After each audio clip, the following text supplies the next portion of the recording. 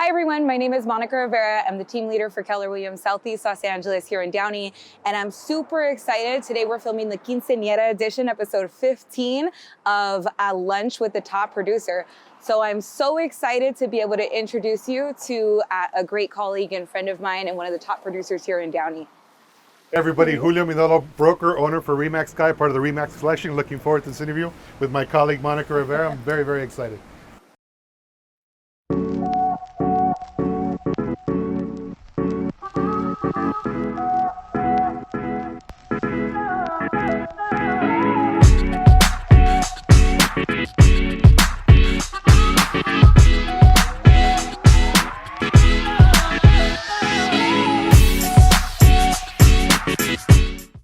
I'm so excited to be here with my good friend and colleague Julio Midiolo so that he can share more about what he's done in his business, what has made him a top producer, and I'm excited for you guys to get a chance to know him a little bit more so that you can go home and implement some of those strategies in your business. So as we get started, Julio, the first thing I'm sure a lot of our listeners want to know, share a little bit more about your story. How did you get into real estate? What made you passionate about being in this business? Well, I got into real estate 18 years ago. And when I first started, it was the boom, right? Everybody that was in real estate was making a tremendous amount of money.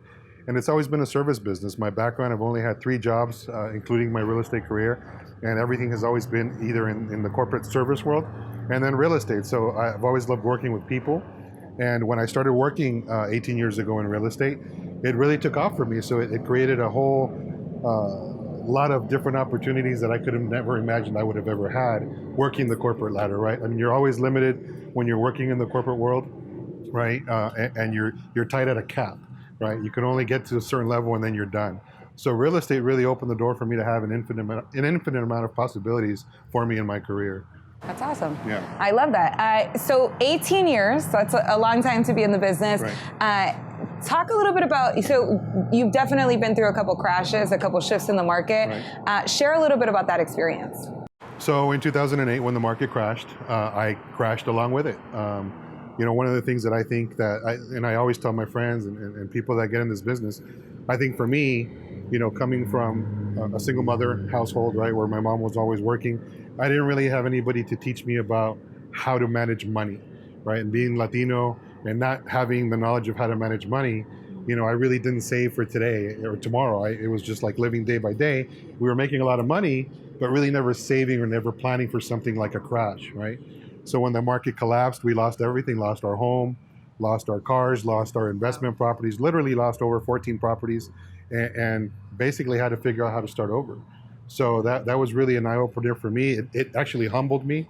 It made me a harder worker. It made me be more analytical with my money and how to manage it, right? And how to manage it better, right? So that when the market got better for me, I wouldn't ever have to face the situation or the hardships that I went through in 2008. I think that's huge, right? You touched on a really good point in that the way that you grew up, sometimes we're not prepared for some of the different financial things that go on. And I know, it's interesting right now with the market, there's a lot of worry in the market right now.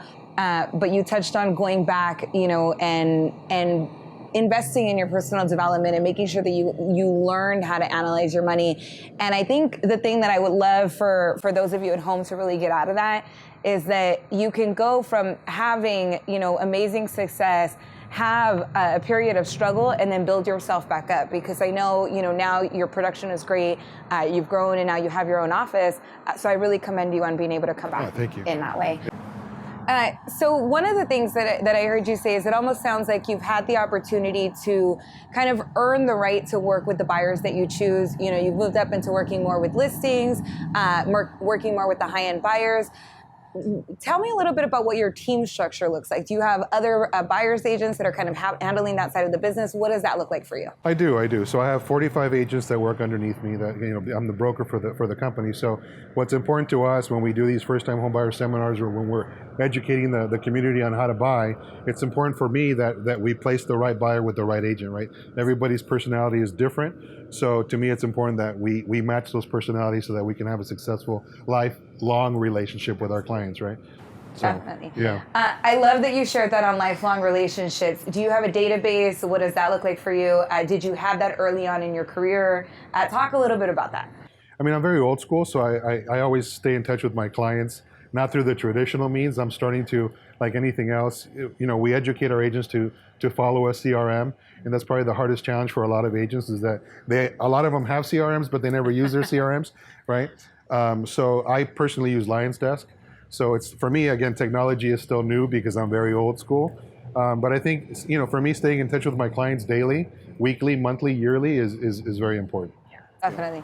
I always joke that, whether it's our phone, whether it's, I know my dad had the Rolodex on his desk. Right. And it's just about staying in touch, right? It's about building that relationship, kind of having that client that you have for the life of the business. That's the way that we do relational business and sustainable business, and not necessarily that transactional side of the business, which is, unfortunately, what part of the reason that Zillow and all this technology has come out and kind of got between us and our clients. Definitely. So I'd love to know a little bit more. What does your daily schedule look like? So I think a schedule is very important. I think, like you, right? I'm very big on calendaring everything that I do. So for me, planning my week, planning my month is very important. So if it's not on my calendar, it doesn't exist. But I think today a lot of agents just kind of wake up and they don't really have a plan. Right, so they try to just do what they do. In fact, some agents will maybe go to the gym at 9 o'clock in the morning, be at the gym till 11. By the time they come home, shower, they're starting their day at 1 o'clock. Right, the whole business day is gone. So all those opportunities are lost. Right, so I think for me, making sure that I have a dialed calendar, regardless of what my day is going to look like, whether it's a buyer's appointment, a seller's appointment, a bankruptcy appointment. I deal a lot with distressed homeowners. So I have a really good relationship. I have 3 in-house attorneys, and we help homeowners that are in distress. So that's a lot of what I do, and a lot of my business comes from that avenue as well. I love what you said about having a calendar. I think you're right. That's so important. And what you said about planning in advance, right? Not just planning for the day of, but knowing what your week is going to look like, what your month is going to look like, what your year is going to look like. I had heard somebody that talked about a study that they did on those people that achieved high amounts of income over their lifetime.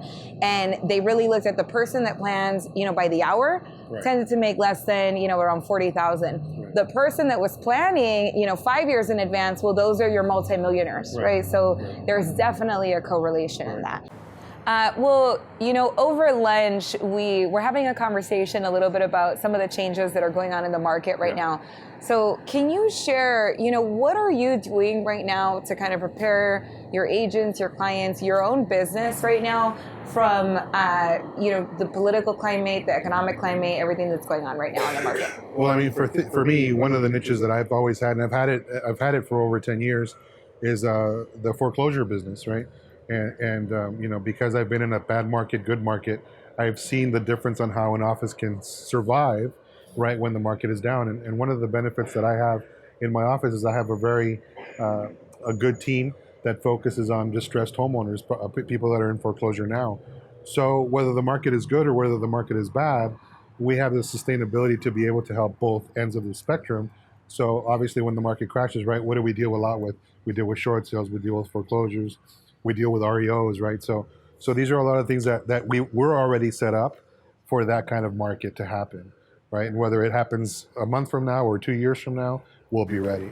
Definitely. Right. I think that's so important, right? When we look at, everybody gets nervous about shifts in the market, and I'm a big believer that production is a choice, right? The market is the market. Right. Production is a choice. Right. And we have to look at what the market of the moment is, and you're really preparing for the market of the moment, and you've kind of already got your hooks in that. So that's a great share. Right. What about, we talked a little bit about technology. Talk to me a little bit about, how are you preparing for the changes in the industry, especially as it comes into the introduction of players like the Zillows that, are now getting their brokerage license and are, doing a lot of iBuyer and all of that. What does that look like for you? Well, a lot of Remax, for example, as a brand, they've invested a lot of money into a technology company called Booj.